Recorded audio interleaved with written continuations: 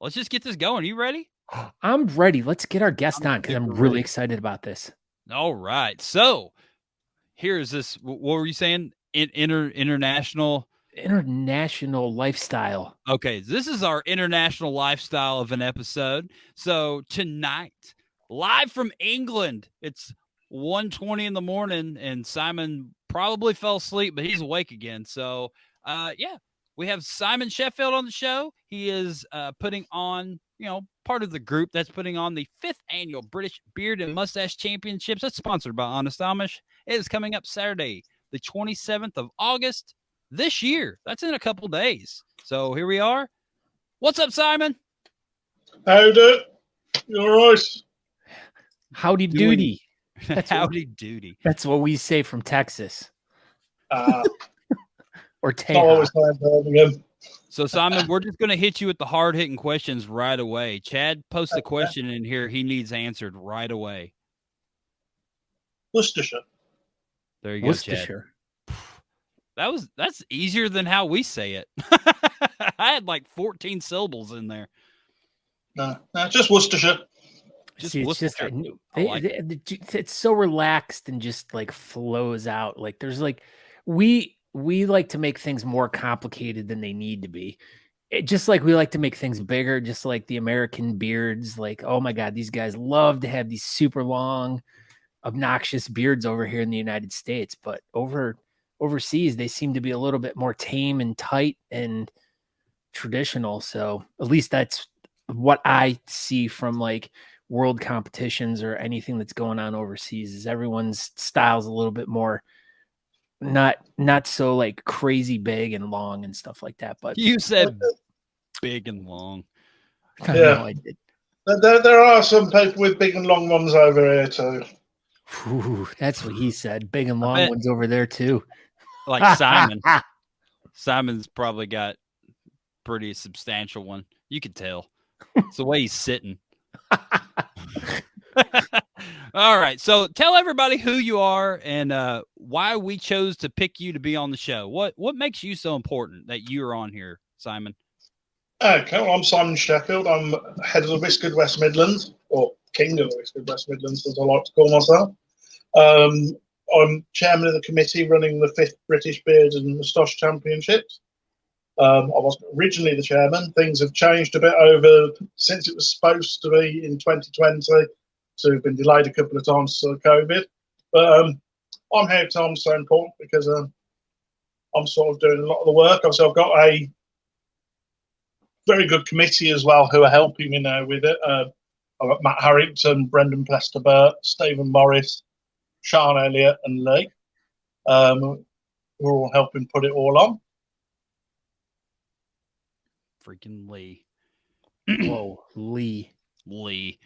He was, I think Lee was our first person from England we ever had on the show, I think. I think we had Lee and Dan Silky Brown. I think you're the third one, Simon. Oh, I'm privileged. So far, you're the best one. So far, so good. Best. Yeah. Don't tell those other guys, though, but we like you the best. Don't tell those guys. So Ray's got a good question for you, Simon. Ray wanted to know, how is the bearding community perceived by the public in England? A lot of people just are quite shocked when they know it's a thing. If you know what I mean, you sort of like say to somebody who's not part of it, "Oh, I'm hosting the British Beard and Moustache Championships," or "I'm hosting a beard competition," or "I'm a member of the British Beard Club," and they're like, "What? Do these things exist really?" And yeah, so. But also, once you explain it all to them, it's really just a meet up for everyone to get together, have a laugh, have a few beers, and raise some money for charity. And sort of get it a bit, it's just a bit of fun in it. I think that's pretty much the same thing that we get. People will always say they're like, bearding, that's real? People do that? There's beard clubs? Yeah. It's always shocking. But then you like you said, we do it for fun and charity and hanging out with our friends. They're like, oh, well, that sounds pretty cool. And that's pretty much it. I have a question. Now, this is a big time, like, we get this everyone pretty much in the bearding community around here always get people coming up to them or yelling from somewhere, "Hey, look, it's ZZ Top." Do you guys ever get that over there? Oh, you get variations on it, you know. Is there? You Oh, get, how about this? Is there a big popular band over in England or Europe that has guys with big beards in them that is like super famous that you guys always get mistaken for, like over here? Or a TV show. Or a TV show, yeah. there's various things. Like obviously, you get Gandalfs and Merlin, things like that. Santa. All I got a sorts Gandalf the other day. You used to get ZZ Top as well. So ZZ Top's international, just like us. We're like the international lifestyle right now. We're living it. We're living the dream, as they say. Mm-hmm. All right, Simon. So coming up this weekend is the British Beard and Moustache Championships. I mean, I'm sure you're 100% ready, and you don't have anything else to do for the next couple of days. You're just sitting back, relaxing, just waiting for Saturday to get here. I wish I'd just woken up from work today, and I have loads to do, but I'll get it all done. It'll all be ready for you. Yeah, sure. I mean, you just won't sleep for the next couple of days. You'll be fine. We need sleep. It's overrated. That's right. You can sleep Sunday. Yeah. I will do. Very much. So this event is happening Saturday. What's the name of this venue, and what time can people get there? Okay, the venue's called the Temple Speech Room. It's part of Rugby School, which is a very old public school in England. It's where the game of rugby was invented, on the playing fields across the road from there. It's a very big old hall. It's very impressive in there. Registration starts from 10 a.m. until 12:30 or 1. Because obviously we'll be on stage talking at 12:30, and we'll be starting getting the first competitors out at 1. So preferably just want to get people to get in as early, get them registered. The photographer will be doing the photographs from 10 till 1. So we'll try and get people to register, go and get their official portraits done. Then move on. So we can have a bar there. So if people need to drink, there's going to have people serving food. So people, if getting there early, they can go and grab some food. We've got merchandise on sale. We'll have raffle tickets. We've got a silent auction selling off all the old uniforms for the ex-members of the committee, which are no longer there. So I'm not letting them have their tops. We're going to sell them off. Just sell them off. But they can come. Raise a bit more money for charity. That's what it's all about at the end of the day. If they want their shirts, they can come buy them back. They can do indeed. That's right. If you want your clothes, you got to come buy them. Money for the charity, which is Lions Barber Collective. Yeah, so tell us about this charity that you've been working with. The Lions Barber Collective, it's a charity raising money. It's principally a suicide prevention charity. What they do is they raise money, and they use that money to educate and train people in barbershops who work in barbershops, because people talk to their barbers, etc. But they've also started working with beauty salons as well now. So people, if they're talking to people, can spot the signs of mental health issues, etc., depression, if people may be suicidal.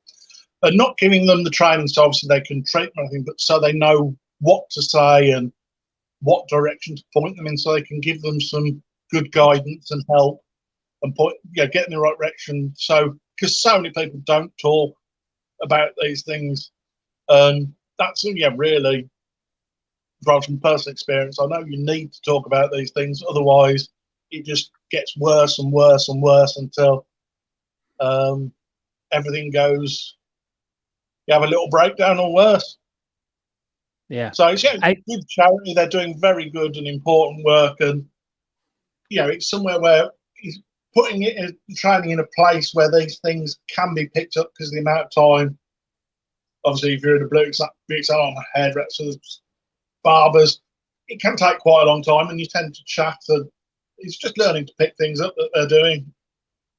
Yeah, well, I mean, I know that's usually, I mean, even over here in America, like a lot of guys will go to their barbers and they'll have a very intimate and special relationship with their barber. Like it's like a weird trust where it's like they feel like they can be more open and chatty. And of course, yeah, if a barber knows like the signs to look for, especially if they've been cutting someone's hair or whatever for a long period of time and they really get to know the person that they're dealing with, you know, they can see these signs of like, wow, he's just not as, he doesn't seem like he's Yeah. well, Aaron just lost internet, so we're going to continue without him till he gets back. But yeah, I know we've I think Dan Silky Brown has worked with them before, so we've been aware of them for a few years and heard a lot about really great things about them. You know, that's, how did you guys get hooked up with them? Well, they first used to come down to competitions because the guy who founded it's a gentleman called Tom Chapman. All right. If you go, they've done a film, it's something £1 million haircut. I can't remember what the exact figure is.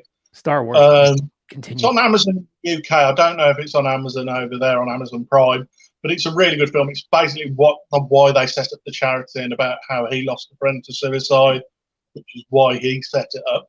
But we got involved. I got to meet him going to beard competitions in the south of England where he's based. Mm-hmm.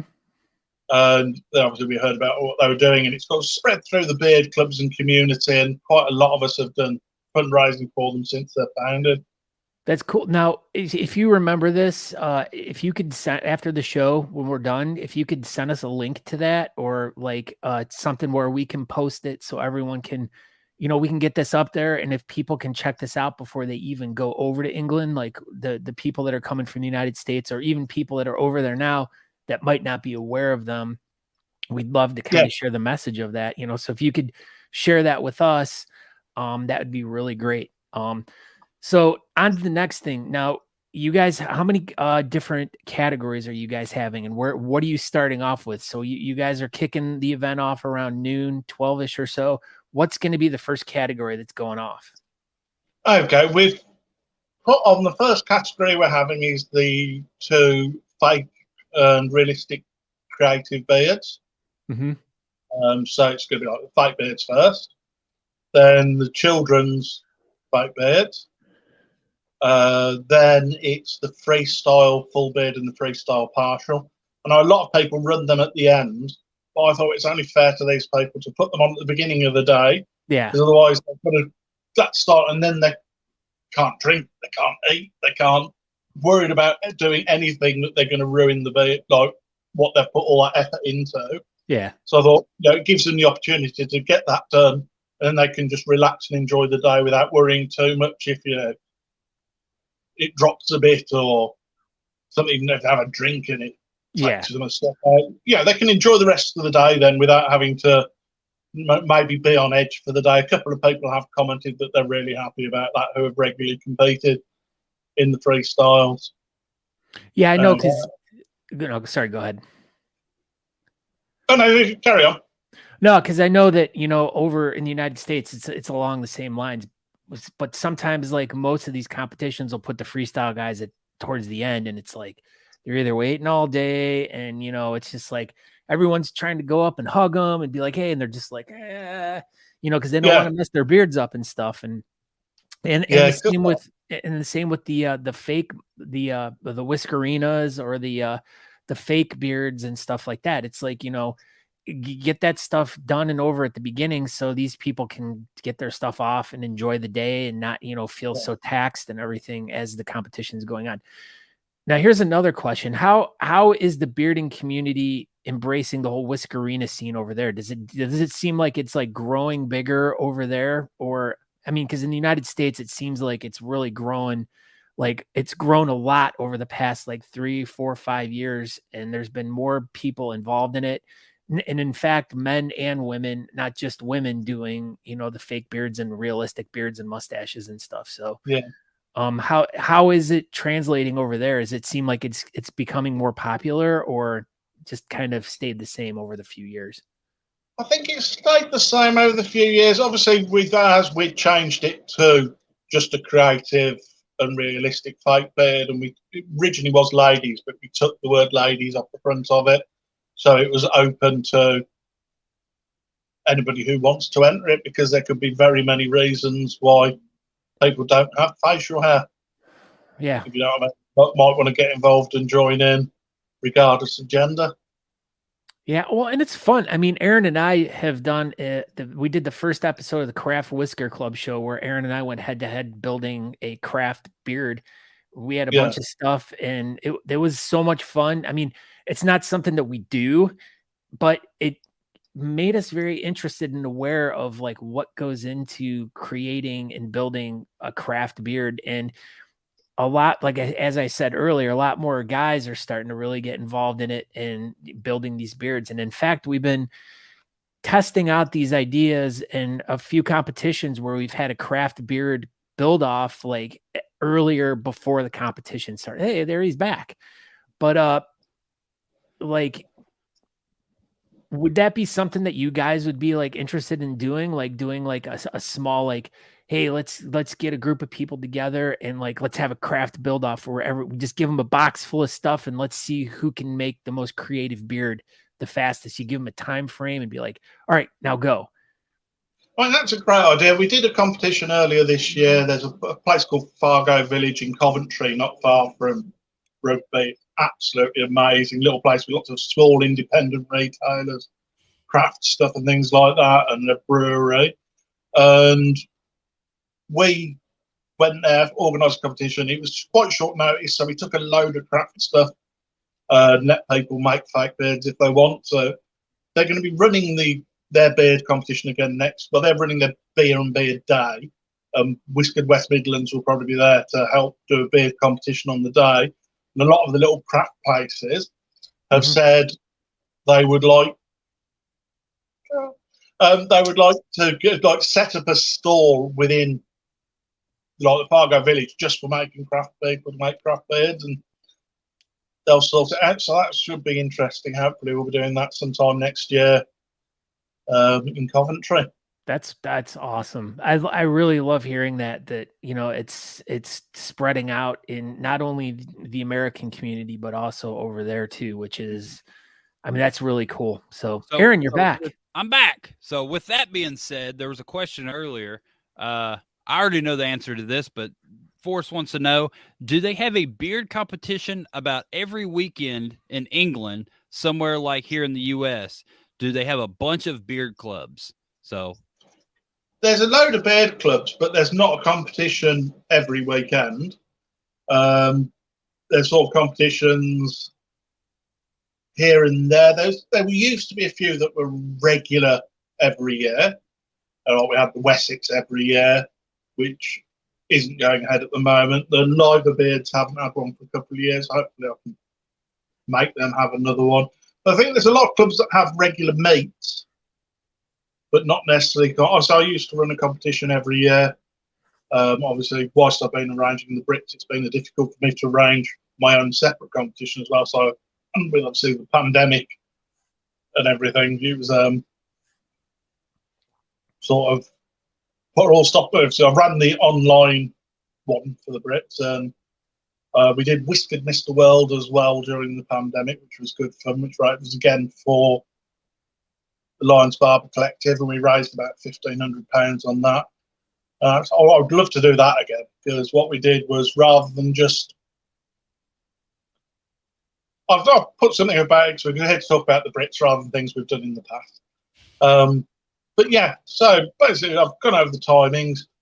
With judges, we've got all our judges' appointment, and they'll be announced as we go through the day. There'll be a set of judges for a few categories, and then we'll change over for the next few categories.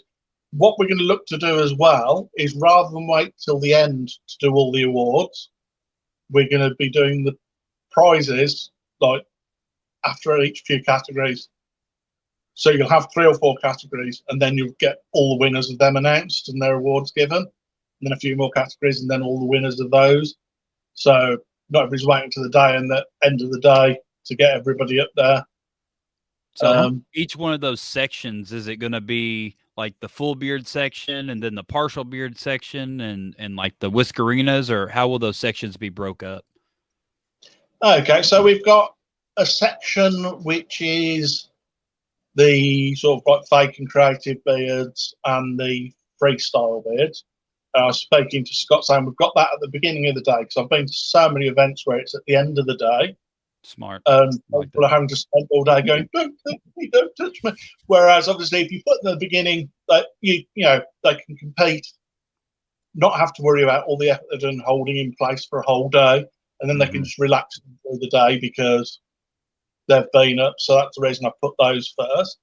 Then I'm going to have, there's some of the natural beards, beards with natural moustache, because sometimes some people want to compete in the natural beard, and some want to compete and then compete again with the styled moustache.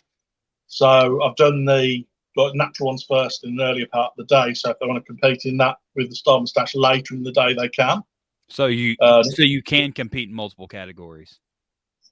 If people want to, they can. Yeah. Okay. Cool. They have to pay them, but I like. But it's all for charity, so that's okay, isn't it? Then I think we've got the partials. I think those are the best. Yeah, everybody knows that that's the best yeah, category. Yeah. I'm thinking of moving to Musketeer for this one. Are you competing? Yes. Yeah. Nice. I think you should stay in Goatee, and I give you my vote. You're going to beat Aaron. You can. My Goatee is about, because I've been working it down to do the Musketeer. It's about half the size that it was, sort of not length but width. Yeah. I've took it in quite a bit, and I'm going to take it in a bit more and do. But we've got plenty of contestants in. Make up the numbers a bit for one of the categories where you don't get as many people. So how's the response been? Does it seem like there's been a lot of people? Have you guys done a pre-registration, or is it all like register day of? I'm assuming you guys have done a pre-registration. And you don't need to give us like an exact number of how many people have registered, but I mean, does it seem like it's going to be a good, decent turnout for this? It does. I mean, the sales over the last few days have just gone really high. We're getting a lot more sales. I say we're getting very close to 200 competitors now. Ooh, very good. So we've still got selling. We have only very few tickets left now. So we're keeping some space because I know there's some people that come in planning to play on the day when they get there. So I don't want to sell out to a point where those people I'm suddenly going, I know you said you could play on the day before, but we've sold out. Yeah, that's true. That is, Goatee is the most prestigious facial hair. It is. Very much agree. Yeah, I mean, sort of the whole thing of me getting into the bearding community, I went along to the British Championships in Bath in 2014. Just for fun. I hadn't really been involved in the bearding thing. I went along, I entered natural Goatee, I won, and then I was hooked. That was it. That was your first competition, was British Nationals in 14? Yeah, that was my first competition. You just started out at the big one. Yeah. I joined the British Beard Club in 2013 when somebody randomly gave me a flyer for it. And then I heard about I thought, that sounds like something fun. I'll go down to that. I went down to that with no real expectations. And And you did all right. Yes, yeah. And then I started doing my own competitions and everything like that. So, but because of that, because I was, 2014, I was first Goatee. 2016, I was third Goatee. 2018, I was judged alongside Aaron for the whole day. We judged. And I'm now part of the host committee. We're leading the host committee now. So it's quite a nice circle to have come through, from competing to judging to running. It's sort of quite an honour and something I'm really just excited about. Now, here's a quick question from you. We have someone from Twitch joining us. He's like, Heyo. what made you choose to live the goatee lifestyle. Like you were thinking I was going to say international lifestyle, but I'm going with the goatee, which is the new international lifestyle. It's synonymous. Like what was the allure of going goatee? Like, is that just what you've always had, or you've messed around over the years and you landed on that, or you just were like, this is what I look best in? I've mainly had goatee over the years. I've grown it full before. I've just had a moustache before, but it's mainly goatee what I started with. I used to have it a lot shorter, like that. Basically, it's I used to have like long hair and no beard, and I had a beard. But because I was into the whole rock scene and everything, coming into the 90s, a lot of it went to like the shaved head and goatee beard, which is sort of the look I went with because it was still sort of part of the rock scene look. It's popular now still. Well, so, you showed me something earlier, and I don't know if y'all touched on this when my internet decided to turn off, but do you happen to have any trophies close by that you can maybe show off? Well, there's a topper that we've got to get to go on it, but I'll try and get it. But this is the base for the trophy. Yeah, so that's good, man. Wow. Look at that. Honest Amish, never heard of that before. So are all the bases going to be the same, first, second, and third? Yes. Okay. And then we've got toppers that are going to go on top of them. What's the topper going to be? They're like little rugby balls with the corresponding facial hair to the award. And they're obviously going to be gold, silver, bronze fillers. I like that they come apart. That's going to make it easy for travel, Aaron. Absolutely. That's what I was thinking. What's that? Take the topper off? Yeah, that they come apart. I can make them so they can come apart. Yeah, just leave them so they come apart. Don't glue them together. Printed. So, yeah, what I'll do is when I put the peg on, then we'll attach the peg to the topper. Mm-hmm. We'll put it so you can just pop it out. That's perfect. I like this. All right. That's assuming you win one, obviously. Right. I mean, I'm probably not going to win, but for the other people that are going to get one, probably will win, but you don't know. I don't know. I obviously have no control over these matters.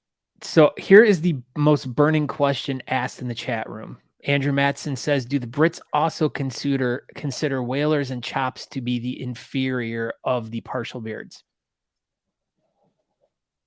No, all beards are equal. No, they're not. False. Nope. That's the wrong answer. Sorry. Chops and whalers are stupid. I wouldn't dare. It's like, especially that Wallage guy. Like, worst chops ever. Yeah, that's one of the things that Aaron and I have kind of started over the United States. It's been years and years of goatees getting lumped in the partial beard category with whalers and chops. And it's like, all right, we go to a competition and it's partial beards and it's chops versus whalers. And it's just like, it just became this friendly banter between us and all the other styles. And basically we frown upon anyone who has anything other than a goatee. Stupid. Yeah. So but a lot of it's, but with the smaller competitions, obviously you do end up lumping all the partial beards in together, because otherwise you just wouldn't have enough competitors at some competitions. So obviously a lot of my awards I wouldn't have been partial beard rather than goatee. Yeah, mine too. All right, here's one more quick question. You guys are doing a pre-party on Friday night. What can you tell us about that? Okay, that's going to be at the Merchant Inn. It's a very old pub. We're going to be you'll be able to pre-register there. Cool. So get your wristband, etc., ready for the next day. What time does that event start on Friday? 7, I think. But the pre-registration will be available in the afternoon as well. We'll confirm an exact time once. Just going to fine-tune a few things and find out what time my registration team are getting there. You got plenty of time. It's not like the event's in a couple days. You got plenty of time to figure it out.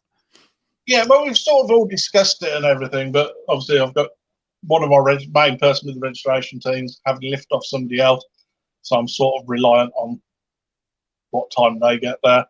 But it'll be before 7. She'll be there, and Sean will be taking the registrations and everything. I'm just getting. And that's partially sponsored by Captain Fawcett, who is a friend of us over here in the United States. He's sponsoring the Friday night event. He's a good dude. Good dude. He's I think he might have got a special dancer in as well for that event. My gosh, hopefully it's a tiny dancer. A tiny one, why? That song by Elton John. Tony Danza.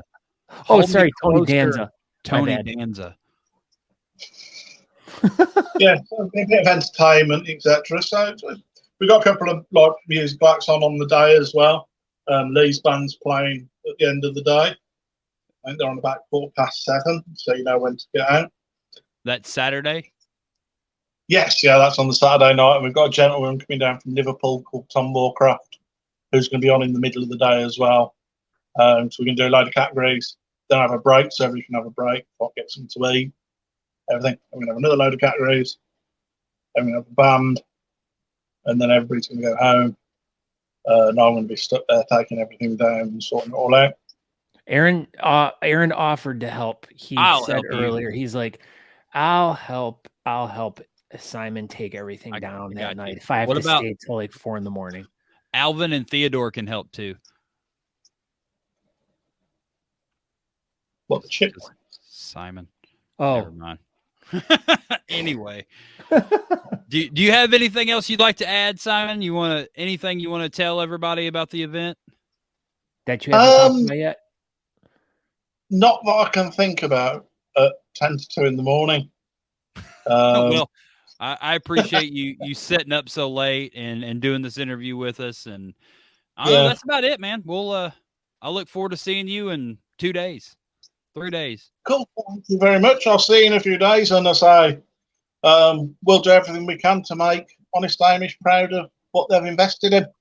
I think you're gonna make us really proud, man. If it's anything like the 2018 event, you have nothing to worry about. That was a great event, and I expect this probably going to be right about the same. Yeah, absolutely. And Simon and a lot to live up to.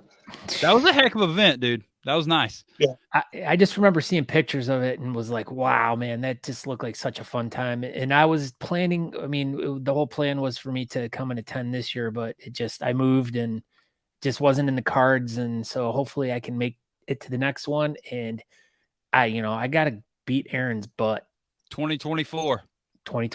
But Simon, thank you very much for joining us again tonight. Don't forget to send us a link to that documentary so I can show it. We can get it up and everyone can check it out. It sounds really interesting. But we wish you great success. I wish you great success this weekend, and I apologize that I can't be there. But Aaron's there on behalf of Talking Beards and Honest Amish, so we're grateful to be part of the event this weekend. Cheers. Thank you very much. All right, Simon. All right, everybody. Go to the 5th British Beard and Moustache Championships, sponsored by Honest Amish, coming up this weekend, 27 August 2022 in Rugby, England. Thank you, Simon. Goodbye.